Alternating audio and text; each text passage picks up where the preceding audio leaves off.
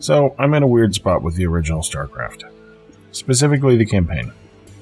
On one hand, I think it's a really good game, even by today's standards.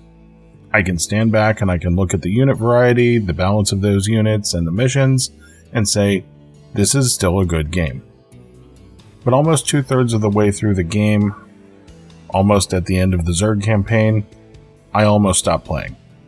I did end up finishing the game, and I'm sort of glad I did, in the sense that I'm a fan of the old Blizzard games, and I remember this game from my childhood and finally finished it. So that's great. On the other hand, if I were to ask myself, would I have gotten more enjoyment from playing something else? The answer is probably. Before I get into my issues with the game and upset a bunch of people, I want to first talk about what I enjoyed about the game. But just before that, I want to give a little background to help people understand my perspective, which, if you've never played the game, may help you figure out if this is going to be for you.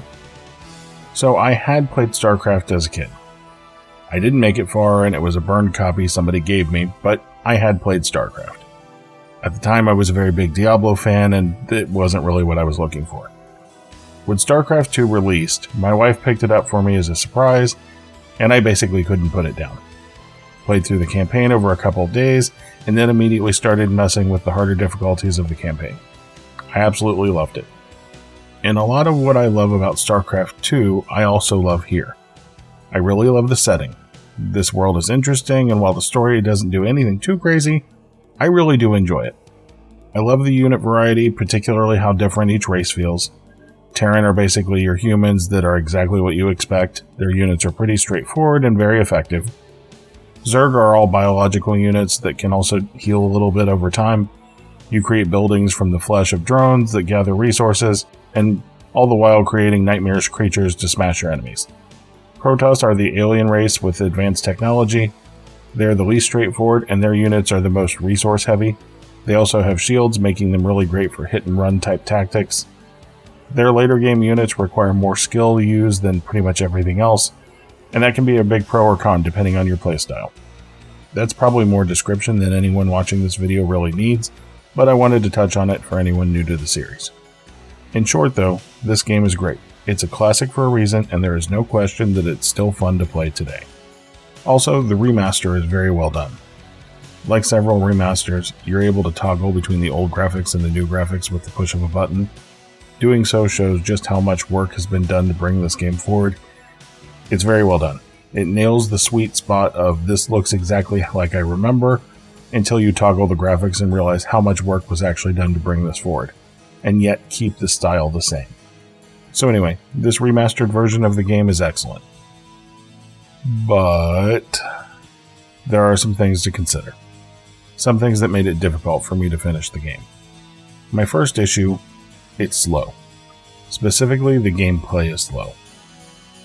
Build times are slow, units die slow, upgrades are slow, and at the start of most missions, there is a large amount of downtime where you simply are waiting for builds to complete because the game chose to start you with very few units or buildings. And I think StarCraft 2 is partially to blame here. It's a much faster game, and it makes coming back to StarCraft 1, for me at least, pretty difficult. So for a few examples of build times. The build time on a hatchery in StarCraft 2 is 71 seconds. In StarCraft, it's 120. Time to train a Mutalisk in StarCraft 2 is 24 seconds. In StarCraft, it's 40. A drone in StarCraft 2 is 12 seconds, 20 seconds in StarCraft. It's not quite half the speed of StarCraft 2, but it's close. And that difference is very rough, at least for me. I'm not even saying the speed difference is a bad thing. It is for me, but honestly, some people may not mind or may even prefer it. I, however, found myself frustrated and wanting to play something else, particularly as I got later into the game and endured more and more slowness and slow starts. Partially because those slow starts feel almost like the exact same mission, at least for the first 10 or 15 minutes. Another issue is with some of the mission design. I already mentioned the lack of starting units that artificially lengthen the game. Additionally, the missions here lack the uniqueness of the sequel, which again, fair enough, right? It's an old game at this point. Sequels always try to improve upon the original game. However, as I always talk about, I'm looking at it through today's lens, comparing it to games that you could play today because we all only have so many hours in the day. And through that lens, wipe out all the enemies on the map as an objective starts getting very old.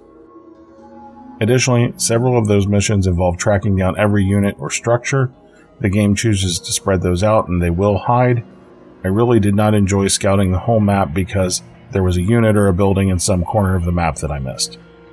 This also wasn't my biggest issue, but the pathing on units is an issue throughout the game.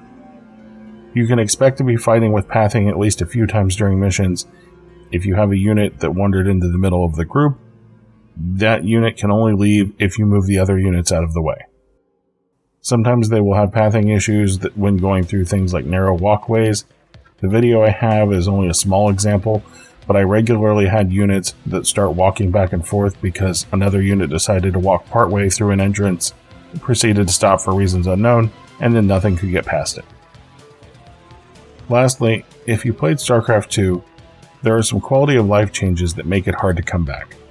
Chief among them is being able to select a much larger group of units and also being able to add them to control groups.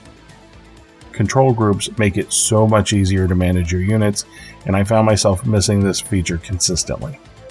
The game also lacks decent tooltips that tell you what abilities do, but there are tooltips that scroll through at the beginning of the mission. At the time, I'm sure it would have been in the manual that would have come with the game, so times change. Overall, I think this is a good remaster and still stands up as a good game today, particularly when you consider its importance as an RTS. But for many people, at least like me, the fun factor takes a major hit if you're comparing it mentally to StarCraft 2. I realize ideally you wouldn't, but it's almost unavoidable. And StarCraft 2 made so many amazing advancements on this formula. It's hard to play this and not wish you were just playing StarCraft 2 instead. That said, for people that just want to experience it, to check the box, play through StarCraft, it's still a good experience. It just struggles a bit in the shadow of StarCraft 2. On the other hand, if you have major nostalgia for this game, this remaster is great. You're probably going to love it. So anyway, this isn't for me, but I think there is an audience that this is perfect for. So that's where I'm going to leave it. Also, if you enjoyed the video, please think about subscribing or giving the video a like. It really does massively help. Thanks for watching, and I'll see you in the next one.